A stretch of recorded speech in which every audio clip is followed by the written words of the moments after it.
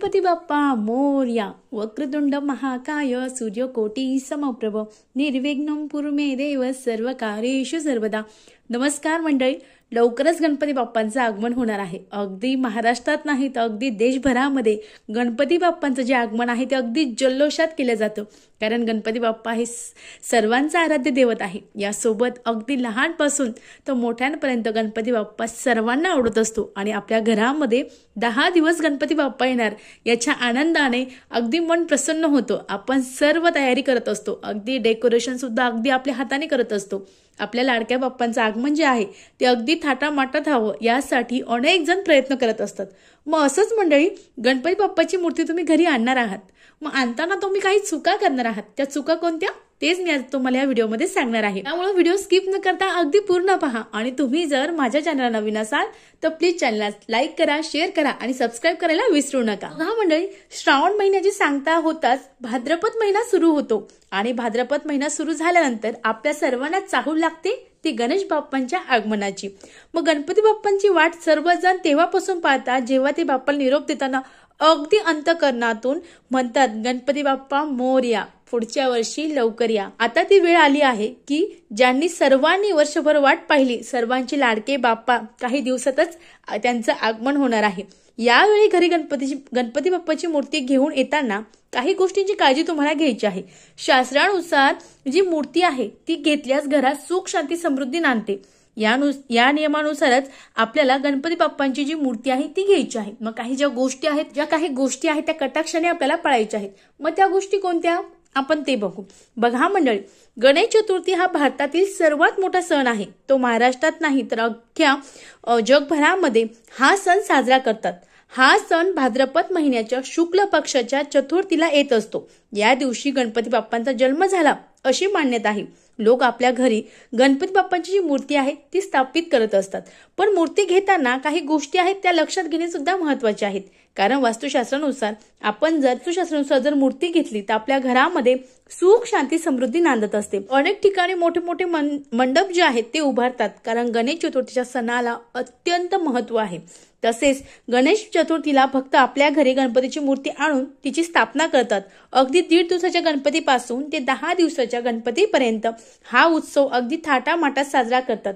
मात्र घरी गणेश मूर्ती स्थापन करण्यासाठी आपल्याला जे नियम आहेत ते नियम कोणते आपण ते बघू। तर बघा, सर्वप्रथम मंडळी, तुम्ही जेव्हा तुमच्या घरी गणपती आणणार आहात त्या गणपती आणताना ही एक विशेष काळजी तुम्हाला घ्यायची आहे। जर तुम्ही या गणेश चतुर्थीला गणपतीची मूर्ती घरी आणणार असाल तर वास्तूंच्या नियमानुसार काही गोष्टी लक्षात घ्या। घरात नेहमी मध्यम आकाराची मूर्ती आणायची आहे, जी जास्त मोठी नाही किंवा जास्त लहान नाही। मध्यम आकाराची जी मूर्ती आहे ती आणणं शुभ आहे। मोठ्या आकाराच्या मूर्ती ह्या फक्त गणेश मंडळ जे असतात तिथे आणत असतात। यासोबत सगळ्यात महत्वाचं म्हणजे गणपतीची मूर्ती आणताना त्यांच्या सोंडेची विशेष काळजी घ्यायची आहे। घरात वामवर्ती सोंड असलेली मूर्ती आणणे अतिशय शुभ आहे। म्हणजे ज्या मूर्तीची गणपतीची जी सोंड आहे ती डाव्या बाजूला वळलेली आहे याची विशेष जी काळजी आहे ती तुम्हाला घ्यायची आहे। ही दिशा यश आणि समृद्धीची मानली जाते। उजव्या बाजूला असलेली सोंड जी मूर्ती आहे ती दक्षिणामुखी गणेश पूजेला खूप कडक असतात, त्यांचे खूप सोहळे असतात, त्यांना प्रसन्न करणे ही खूप अवघड असतं। त्यामुळे आपल्याला सहसा जी मूर्ती आहे ती मूर्ती आपल्याला दक्षिण दिशा असलेली जी सोंड आहे त्या सोंडेचा मूर्ती आपल्याला आपल्या घरामध्ये आणायचा आहे।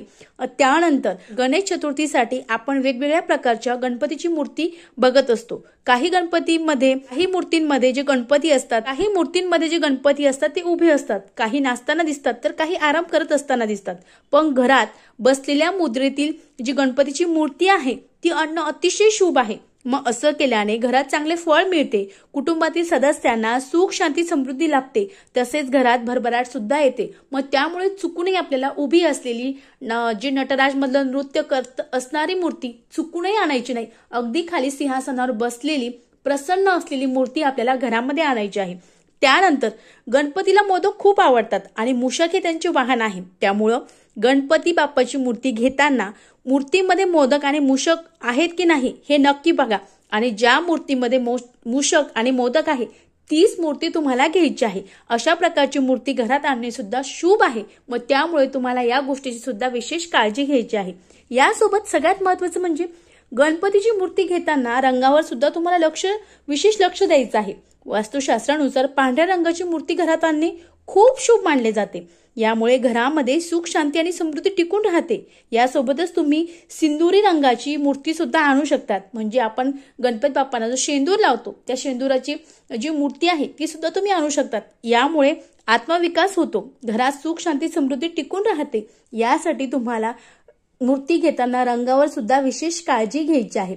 यासोबत गणपती बाप्पाची मूर्ती तुम्ही जेव्हा घरात आणणार आहात, घरात आणताना तुम्ही अगदी आदल्या दिवशी आणा, 2 दिवस आधी आणा, 3 दिवस आधी आणा। त्यांना महिलांनी आपलं जे अंगण आहे ते स्वच्छ झाडून घ्यायचं आहे, थोडंसं पाणी टाकायचं आहे, त्यानंतर छोटीशी सुंदरशी रांगोळी काढायची आहे आणि जेही व्यक्ती ती मूर्ती घरात आणणार असेल किंवा तुम्ही आणताना जात असाल तर त्या व्यक्तीच्या डोक्यावर टोपी द्यायची आहे। आणि त्यासोबत आपण जेव्हा गणपती बाप्पा घरात आणणार आहोत त्यावेळेस गणपती बाप्पांना झाकण्यासाठी आपल्याला लाल रंगाचा एक कपडा त्यांना द्यायचा आहे आणि घरात आणताना जी मूर्ती आहे ती आपल्याला झाकून आणायची आहे। आता मूर्ती आणल्यानंतर लगेच घरात आणायची का? नाही, तर आपल्याला जी व्यक्ती ती मूर्ती आणली आहे त्या व्यक्तीला मूर्ती हातातच ठेवायची आणि त्यानंतर ते आणलेल्या जी मूर्ती आहे त्या मूर्तीचं आपल्याला दारामध्ये औक्षण करायचं आहे। मग तुम्हाला औक्षण करताना एक ताट घ्यायचं आहे तामणाचं, तामणामध्ये आपल्याला थोडेसे कुंकू, अक्षदा, तुपाचा किंवा तेलाचा दिवा, त्यानंतर साखर घ्यायची आहे, एक पाट घ्यायचा आहे, पाट नसला तरीही चालेल। प्रथम आपल्याला गणपती बाप्पांना थोडंसं कुंकू लावायचं आहे, त्यानंतर अक्षदा लावायची आहे, सोन्याची अंगठी असेल औक्षण करायचं आहे। जी व्यक्ती ते गणपती त्यांच्या हातात आहे त्या व्यक्तीला आपल्याला कुंकू लावायचं आहे, अक्षदा लावायचं आहे, त्यांचं सुद्धा औक्षण करायचं आहे आणि त्यानंतर आपल्याला गणपती बाप्पाची मूर्ती घरात आणायची आहे। मग गणपती बाप्पाची मूर्ती घरात आणल्यानंतर कुठे ठेवायची? आपण जिथे सजावट केली तिथे ठेवायची का? नाही, तर आपलं जे देवघर आहे देवघराच्या आजूबाजूला जिथे जागा असेल तिथे एक छोटासा पाट चौरंग घ्यायचा आहे आणि त्यावर ती मूर्ती ठेवायची आहे, पण मूर्ती ही झाकून ठेवायची आहे। आता मूर्ती झाकून आणण्याचं काही शास्त्रीय कारण आहे का? तर हो, ते काय सांगते ऐका। तर अशी मान्यता आहे, जेव्हा तुम्ही गणपती बाप्पाची मूर्ती आणण्यासाठी जातात प्रत्येकाला वाटतं की माझा गणपती बाप्पा अतिशय आकर्षक, सुंदर दिसावा। आता प्रत्येक गणपतीची मूर्ती जेव्हाही तो कलाकार तयार करतो ती अगदी सुबक, सुंदरच असते, पण स्वतःच्या नजरेतून आपण जेव्हा ती मूर्ती घरी आणतो ती आपल्यासाठी अतिशय आकर्षक असते, पण बाहेरच्यांनी आजूबाजूनी जर तुमची मूर्ती बघितली तर तुमच्या मूर्तीला नजर होऊ शकते। त्यामुळे तुम्हाला तुमची जी मूर्ती आहे ती अगदी आपल्याला जी झाकून आणायची आहे आणि घरात ठेवायची आहे। त्या दिवशी गणेश चतुर्थीच्या दिवशी तुम्ही स्थापना करणार आहात, त्या दिवशी तुम्हाला ती गणेश चतुर्थीच्या दिवशी तुम्ही गणपती स्थापना करणार आहात त्यावेळेस ती मूर्ती तुम्हाला जिथे तुम्ही सजावट केली आहे तिथे ठेवायची आहे। सगळ्यात महत्त्वाचं, आता बाजारामध्ये अनेक टोप आले आहेत, फेटे आले आहेत, पण आपल्या गणपती बाप्पाला काय सुंदर दिसतं, काय आकर्षक दिसतं असाच फेटा टोप तुम्हाला घ्यायचा आहे। यासोबत आता बाजारामध्ये अनेक प्रकारचे जे वस्त्र आहेत ते सुद्धा आहेत। आता वस्त्र घेताना अगदी फॅन्सी झाले आहेत, पण आपल्या गणपती बाप्पाला कोणते वस्त्र चांगले दिसतात, कोणते छान दिसतील असेच वस्त्र तुम्हाला तुमच्या गणपती बाप्पांसाठी आणायचे आहे। यासोबत तुम्हाला न चुकता रोज गणपती बाप्पांना वेगवेगळ्या प्रकारचे जे भोग आहेत, नैवेद्य आहेत ते सुद्धा अर्पण करायचे आहे। गणपती बाप्पांची रोज न चुकता आरती करायची आहे, गणपती बाप्पांना रोज दुर्वा अर्पण करायचे आहे। शक्य झाल्यास तुम्हाला रोज घरामध्ये मुलगा मुलगी जेही असतील त्यांनी रोज अथर्वशीर्षाचं पठण करायचं आहे। यांनी सुद्धा आपल्या बौद्धिक क्षमतेचा अधिक प्रमाणात विकास होत असतो। अगदी साध्या आणि सोप्या पद्धतीने आपल्याला गणपती बाप्पाची मूर्ती घरात आणायची आहे, विधिवत पूजन करायचं आहे। अगदी साधी आणि सोपी माहिती होती, मला तुमच्यापर्यंत पोहोचायची होती। व्हिडिओ कसा वाटला कमेंट्स करा, व्हिडिओ आवडला असेल तर लाईक करा, शेअर करा, सबस्क्राईब करा। गणपती बाप्पा मोरया, मंगलमूर्ती मोरया।